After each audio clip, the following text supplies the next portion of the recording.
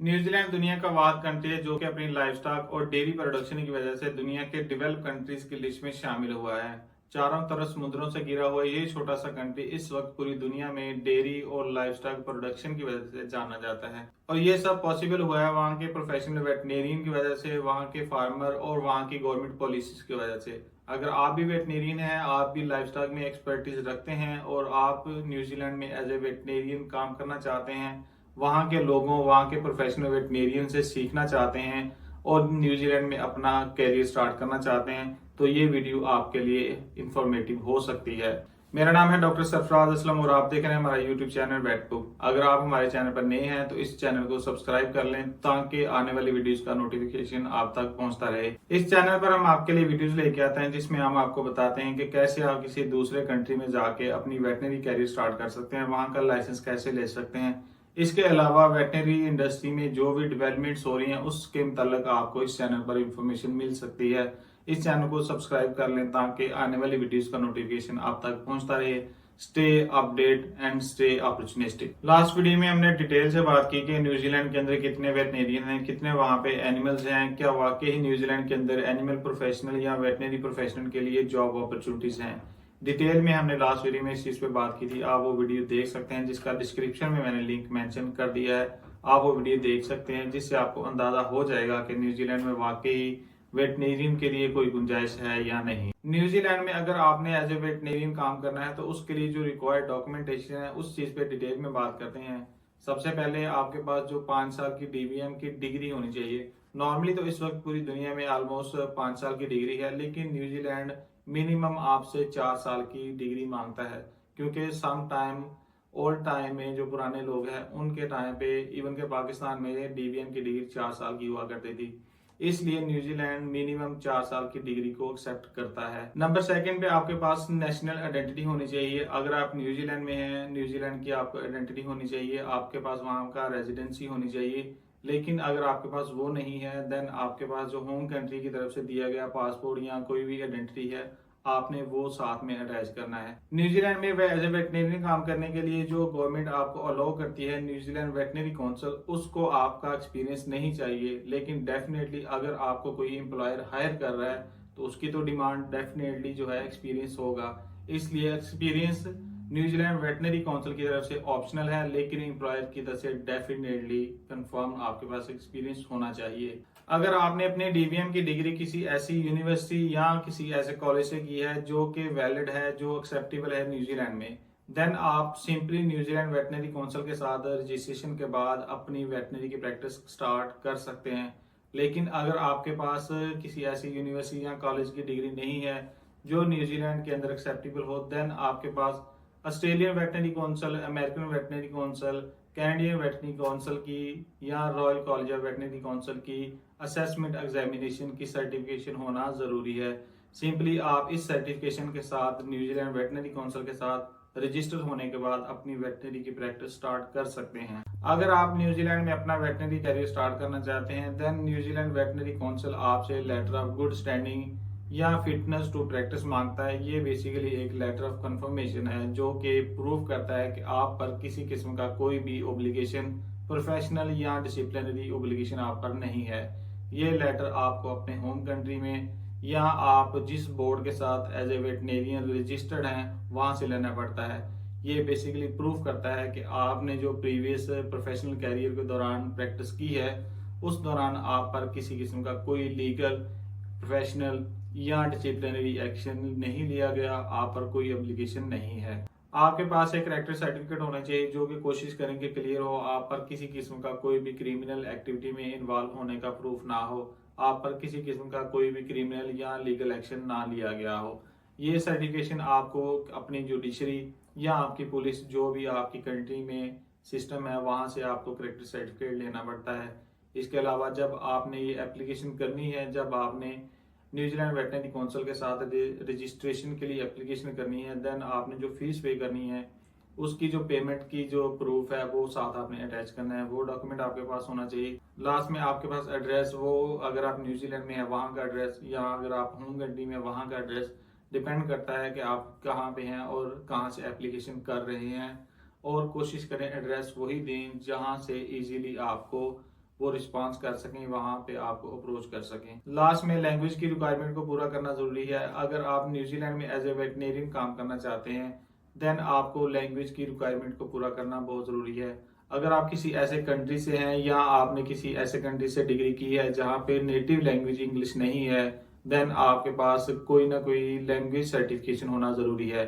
लेकिन अगर आप किसी ऐसे कंट्री से हैं जहाँ पे नेटिव लैंग्वेज इंग्लिश नहीं है लेकिन आपका जो वर्किंग एक्सपीरियंस है या आपने किसी ऐसे कंट्री से डिग्री की है जहाँ पे लैंग्वेज जो है बेसिक लैंग्वेज या नेटिव लैंग्वेज इंग्लिश है देन आपको इस प्रैक्टिस के लिए न्यूजीलैंड में प्रैक्टिस के लिए इस कंडीशन से या इस रिक्वायरमेंट से एग्जाम्पशन मिल जाती है। आप उस चीज का प्रूफ देते हैं। लेट्स सपोज आपने यूके में, ऑस्ट्रेलिया में, अमेरिका में या कनाडा में आपने डिग्री वहां से की है या आपने वहां पे अपने करियर में या अपनी प्रैक्टिस की है, उस चीज का आप प्रूफ देते हैं। उसके बाद आपको न्यूजीलैंड में इस चीज से एग्जाम्पशन मिल जाती है। लेकिन अगर ना तो आप किसी ऐसे कंट्री के शहरी रहे हैं जहाँ पे नेटिव इंग्लिश हो या आपने वहां से डिग्री की हो देन आपके पास कोई ना कोई सर्टिफिकेशन होना जरूरी है, जिसमें सबसे पहले आइट्स आता है। आइट्स में आपके ओवरऑल जो मिनिमम स्कोर है वो 7.5 होना चाहिए। इसके अलावा अगर टॉफल की बात की जाए तो टॉफल में आपके पास मिनिमम स्कोर जो है ओवरऑल 120 होना चाहिए। अगर आप ओटीसी ओईटी की बात करते हैं तो उसमें आपका ओवरऑल जो मिनिमम ग्रेड है वो बी होना जरूरी है। अगर आप लैंग्वेज की एग्जाम्पशन के लिए किसी दूसरे कंट्री का एक्सपीरियंस साथ अटैच कर रहे हैं, वहां का वर्किंग एक्सपीरियंस साथ अटैच कर रहे हैं जिससे आपको एग्जाम्पशन मिल जाए या वहां की रेजिडेंसी आप शो करवा रहे हैं, तो मिनिमम आपकी रेजिडेंसी किसी ऐसे कंट्री की जो है मिनिमम 2 साल की होनी चाहिए। इसके अलावा जो आपका आइट्स है या टॉफल है जो भी आप साथ अटैच कर रहे हैं वो 2 साल से पुराना नहीं होना चाहिए। अगर आपने न्यूजीलैंड में अपनी वेटनरी की प्रैक्टिस स्टार्ट करनी है तो डेफिनेटली आपका न्यूजीलैंड में होना जरूरी है। अब आप न्यूजीलैंड में कैसे जाते हैं, आप वहां पे जॉब ऑफर ढूंढते हैं या आपके पास न्यूजीलैंड की रेजिडेंसी या सिटीजनशिप है, वो अलग स्टोरी है। हम उस पर अलग से एक बात करेंगे नेक्स्ट वीडियो में या उससे नेक्स्ट वीडियो में हम आपको डिटेल में उस चीज पे भी लेके जाएंगे। लेकिन अगर आपने न्यूजीलैंड के अंदर वेटनरी की प्रैक्टिस के लिए जो लाइसेंस है या रजिस्ट्रेशन है वो हासिल करनी है तो कुछ ऑप्शन जो है आप अपने होम कंट्री से अवेल कर सकते हैं, कुछ के लिए आपका न्यूजीलैंड में होना जरूरी है। आगे आने वाली वीडियोज में हम उस पर भी डिटेल से बात करेंगे। अगर आप एज ए वेटनेरियन न्यूजीलैंड में काम करना चाहते हैं और आपकी डिग्री न्यूजीलैंड में एक्सेप्टेबल नहीं है देन आपको कोई ना कोई वेटनरी का असेसमेंट एग्जामिनेशन पास करना जरूरी है। जो मोस्टली यूनिवर्सिटी की डिग्री और जो असेसमेंट टेस्ट न्यूजीलैंड एक्सेप्ट करता है उसकी डिटेल मैंने डिस्क्रिप्शन में मेंशन कर दी है। आप उस लिंक पे जाके चेक कर सकते हैं कि आपके पास जो डिग्री है या जो आपके पास असेसमेंट एग्जामिनेशन का टेस्ट है वो न्यूजीलैंड में एक्सेप्टेबल है कि नहीं। मोस्टली जो न्यूजीलैंड असेसमेंट टेस्ट एक्सेप्ट करता है इनमें ऑस्ट्रेलियन वेटनरी काउंसिल का जो टेस्ट है वो टॉप है। इसके अलावा American royal college of veterinary sciences और इसके अलावा अमेरिकन वेटनरी काउंसिल का जो टेस्ट है न्यूजीलैंड के अंदर ये टेस्ट एक्सेप्ट किए जाते हैं। मैंने पिछली वीडियो में आपको डिटेल से बताया था कि न्यूजीलैंड के अंदर कोई भी असेसमेंट टेस्ट नहीं होता। Australian veterinary board council New Zealand veterinary council के बिहाफ पे टेस्ट ऑर्गेनाइज करती है। अगर जो लोग न्यूजीलैंड के अंदर प्रैक्टिस करना चाहते हैं वो ऑस्ट्रेलियन वेटनरी बोर्ड एग्जामिनेशन में अपीयर होने के बाद न्यूजीलैंड के अंदर अपनी प्रैक्टिस कर सकते हैं। लेकिन जब आप वो टेस्ट पास कर लेते हैं उसके बाद आपको वेटनरी काउंसिल ऑफ न्यूजीलैंड के साथ रजिस्टर होना पड़ता है। रजिस्ट्रेशन के डिफरेंट मेथड हैं। न्यूजीलैंड के अंदर आप 3 तरीकों से रजिस्ट्रेशन हासिल कर सकते हैं। इनमें एक जनरल रजिस्ट्रेशन है, इसके अलावा लिमिटेड रजिस्ट्रेशन है और साथ में लास्ट पे आपके पास स्पेशलिस्ट रजिस्ट्रेशन है। हर रजिस्ट्रेशन की रिक्वायरमेंट डिफरेंट है, हर रजिस्ट्रेशन का प्रोसेस डिफरेंट है। नंबर 1 पर आती है जनरल रजिस्ट्रेशन। अगर आपने अपने रिक्वायर्ड डॉक्यूमेंट की लिस्ट को पूरा कर लिया है, आपके पास तमाम डॉक्यूमेंट कंप्लीट हैं, आप सिंपली न्यूजीलैंड वेटनरी काउंसिल की वेबसाइट पे जाके ऑनलाइन अप्लाई करते हैं। वहां पे आप अपने सारे डॉक्यूमेंट जो है अपलोड करते हैं और फीस सबमिट करवाने के बाद आप जो एप्लीकेशन कंप्लीट कर देते हैं। जब आप एप्लीकेशन करते हैं तो आपके पास 4 डिफरेंट कैटेगरीज आती हैं। आपके पास फुल मेंबरशिप की ऑप्शन आती है, आपके पास न्यू ग्रेजुएट की ऑप्शन आती है, आपके पास जो है पार्ट टाइम की ऑप्शन आती है और एज ए स्टूडेंट ऑप्शन आती है। हर किसी की डिफरेंट रिक्वायरमेंट है, हर किसी की जो है डिफरेंट फीस है।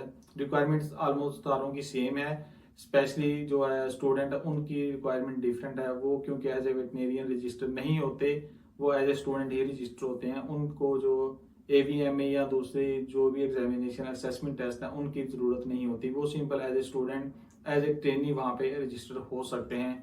अगर आप ओवरसीज़ हैं और पेट सेंटर में काम करना चाहते हैं तो मोस्टली पेट सेंटर में और ओवरसीज़ फुल मेंबरशिप को प्रेफर करते हैं। न्यूजीलैंड जो है 1 साल की रजिस्ट्रेशन करता है, आपको हर साल ये रजिस्ट्रेशन न्यू करवानी पड़ती है। अगर आपके पास डॉक्यूमेंटेशन पूरी है, आपको जो रिक्वायर्ड डॉक्यूमेंट चाहिए इस एप्लीकेशन के लिए अगर आपके पास वो पूरे हैं, देन आप अपने होम कंट्री में रहते हुए भी इस एप्लीकेशन को और इस रजिस्ट्रेशन को हासिल कर सकते हैं। न्यूजीलैंड वेटनरी काउंसिल के साथ रजिस्ट्रेशन होने का मतलब ये नहीं है कि न्यूजीलैंड वेटनरी काउंसिल आपको जॉब की गारंटी भी देगी। जॉब आपको खुद से ढूंढनी पड़ेगी। न्यूजीलैंड में मौजूद जो एम्प्लॉयर हैं उनको आपको अप्रोच करना पड़ेगा।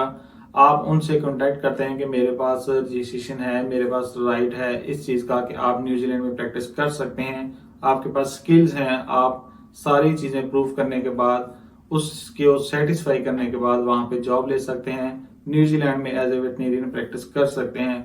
लेकिन न्यूजीलैंड में इस रजिस्ट्रेशन का हासिल करने का मतलब ये नहीं है कि न्यूजीलैंड वेटनरी काउंसिल आपको इस चीज़ की गारंटी दे कि आप एज ए वेटनेरियन वहाँ पे आके प्रैक्टिस तो कर सकते हैं, लेकिन आपको वहाँ पे जॉब की गारंटी न्यूजीलैंड वेटनरी काउंसिल नहीं देगी। अगर आप न्यूजीलैंड में एज ए वेटनेरियन या किसी और फील्ड में भी 2 साल के लिए लीगली स्टे कर लेते हैं, देन आप न्यूजीलैंड में वहाँ की PR के लिए एलिजिबल हो जाते हैं।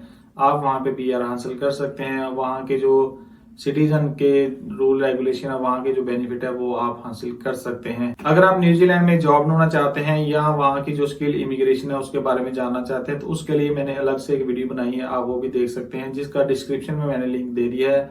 आप उस वीडियो को देख सकते हैं, आपको अंदाजा हो जाएगा कि आप न्यूजीलैंड में कैसे अपनी वेटनरी की जॉब को ढूंढ सकते हैं। उम्मीद है कि आपको ये वीडियो पसंद आई होगी। मजीद ऐसी वीडियोस को देखने के लिए हमारे चैनल को सब्सक्राइब कर दें।